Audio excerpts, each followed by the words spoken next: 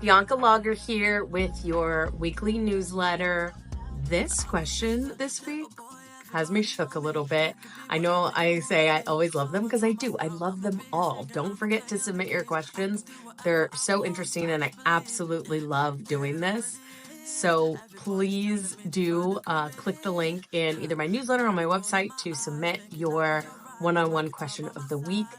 This one has me shook. It's pretty juicy and kind of long. Way more information than I normally get, so loving it. Let's get into it without further ado. Okay. It says, love the newsletter. First of all, maybe that's why I love it, because it's like, love the compliment. Thank you right back. Love you too. Okay. Love the newsletter and hoping you can help. I'm in a client-facing role and have been at my company for almost a year. I love working with clients directly and love helping to find solutions and building meaningful relationships.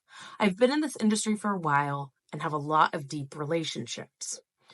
While at first I gave this company the benefit of the doubt, it's clear they want me to lie to people to make up for the shortcomings of their platform.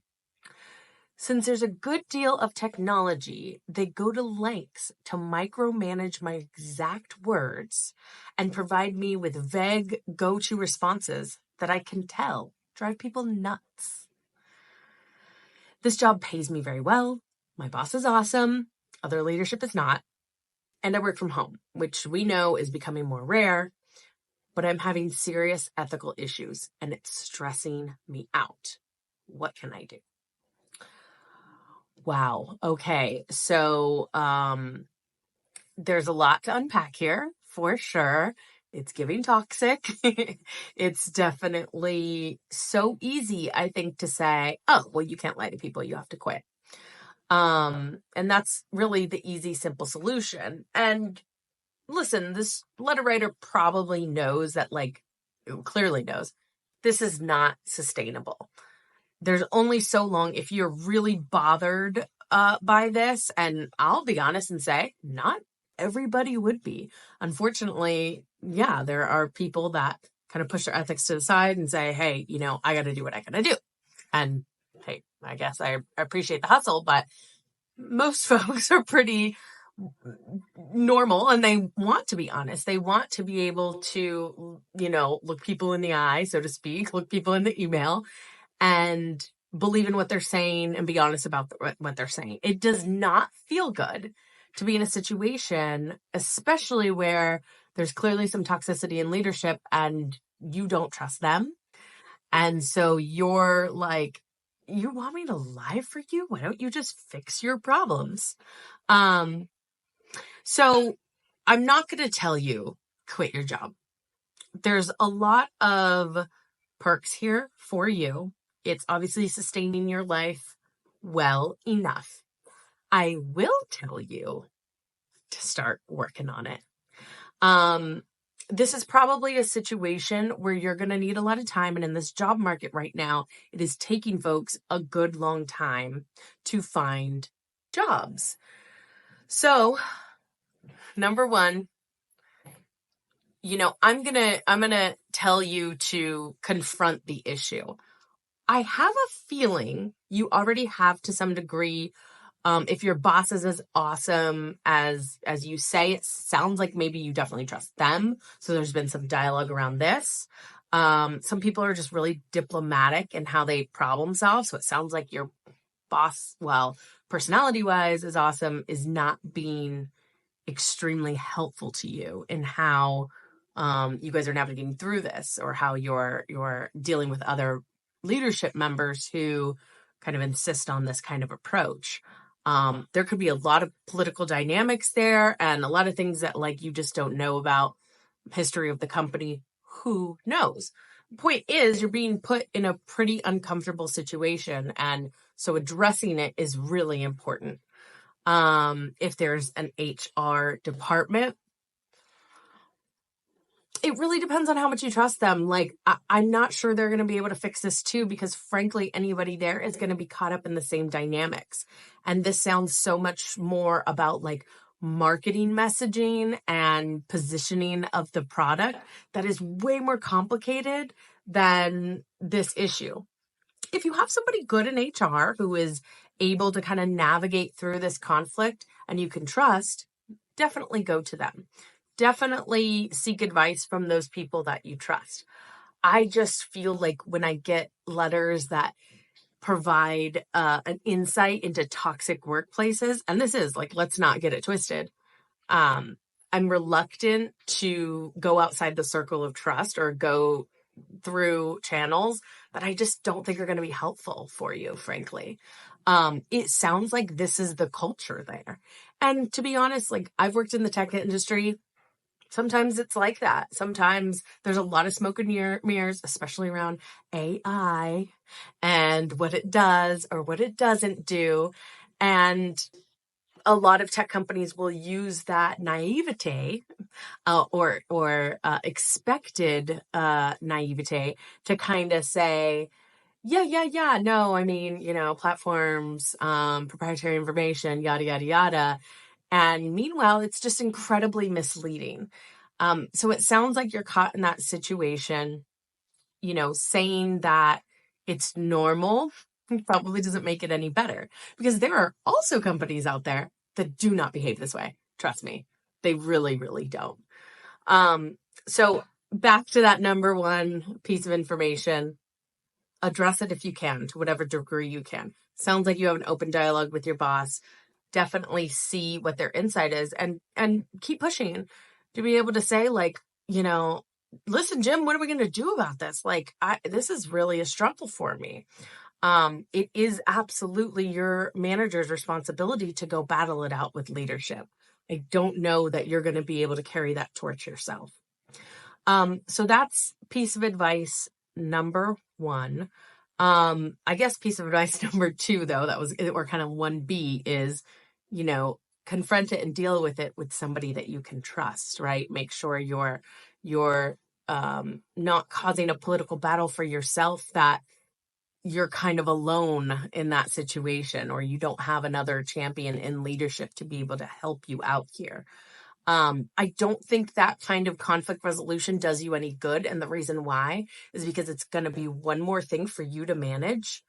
And quite frankly, this is a systematic problem that it sounds like you're in this client facing role. And while you can push for change and you can stay consistent with that, you know what? Some people's toxicity, you can't fix stupid. Okay. It's not your hill necessarily to die on, and not necessarily something for you to take on for yourself, when this is a problem they're going to have to fix and face on their own.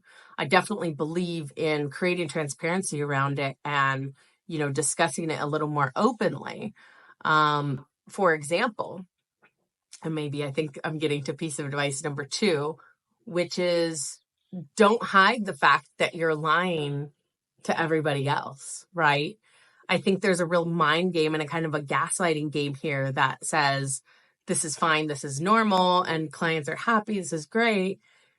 I think it's okay to speak up in meetings and say, well, I mean, we're not being transparent with them, so I'm feeling a lot of frustration. You can address these things in ways that are kind and polite, but professionally direct. Let's say you're in a meeting or something with, you're giving updates, or you're in a team meeting and everybody's sort of artificially talking about how happy customers are, or maybe you are talking about a customer issue, but it's not this one. I think it's totally appropriate to bring that up and say, we haven't also considered, guys, maybe some of the frustration that we're seeing from this issue has to do with the fact that we're not being completely transparent. So try to create an open dialogue within your team, or within the appropriate meetings, I guess is what I really mean to tell you, and see how everybody responds. Take the temperature of the room, and again, see who it is that might be open to helping you champion this cause, or helping you to navigate through how difficult this is. Third piece of advice, and probably honestly should be moved up to number 1, get your resume together. You gotta go. I mean, again, happy to have a crusade and help companies be more ethical, but it's honestly not your company, and it's not your job to fix the problems and the toxicity that some of these companies have. Now, anybody who's listening out there, yes, you can try. Yes, you can speak up. Yes, you might be able to make a difference. And you know what? I encourage you to go for it. But if you are constantly coming up, against something that is just making you stressed out and it being something that is dragging you down personally and making you feel bad, it's just, you just have to have boundaries around that to say, hey, their bad behavior is not going to influence how I feel about myself. Now, that's really hard to do, especially if you're doing it day in, day out, and there's no end in sight. So clearly, you need to start putting yourself out there. You say you have a lot of great relationships in the industry. It's time to start planting some seeds, putting some irons in the fire and saying, hey, Mary, I'm interested to see what you guys are doing in client face. It's so interesting. I'd love to hear more about your department. I'm thinking about making a change in the next 6 to 12 months. Can we chat over coffee or something? Anything. These are the networking opportunities that you have. It seems like you've done a really good job. So great. You're so in an advantage spot in a client-facing role because you get to interact with so many different people who get to see how wonderful you are. So I highly encourage you to do that. And the last piece of advice I would give you is along your mindset. Again, I've talked about it actually quite a bit here in this really long answer now. I think it deserves one. I think that you need to be able to look at yourself in the mirror every single day and be okay with who you are. And so if they are directing exactly what it is for you to say, let it go in your mind.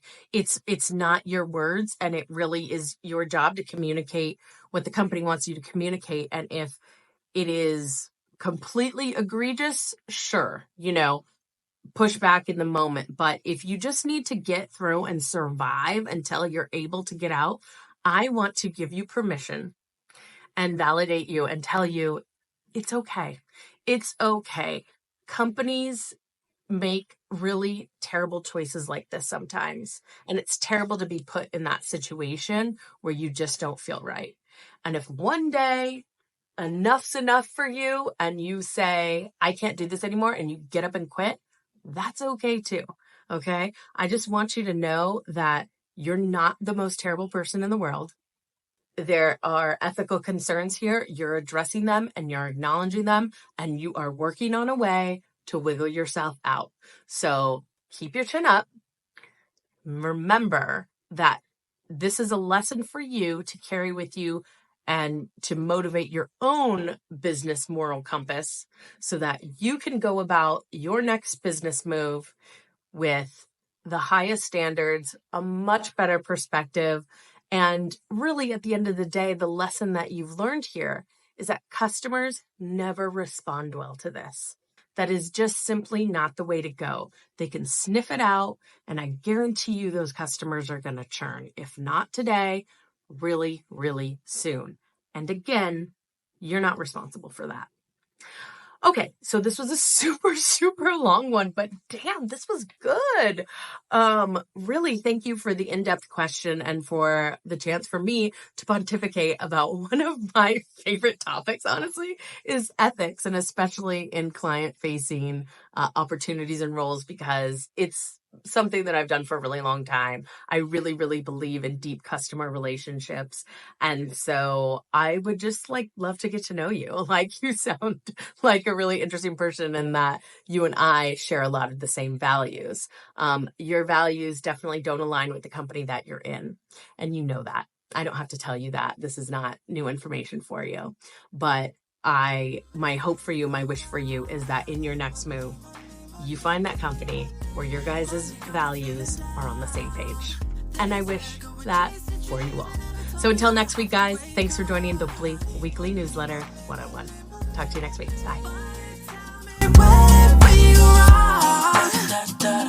Bye.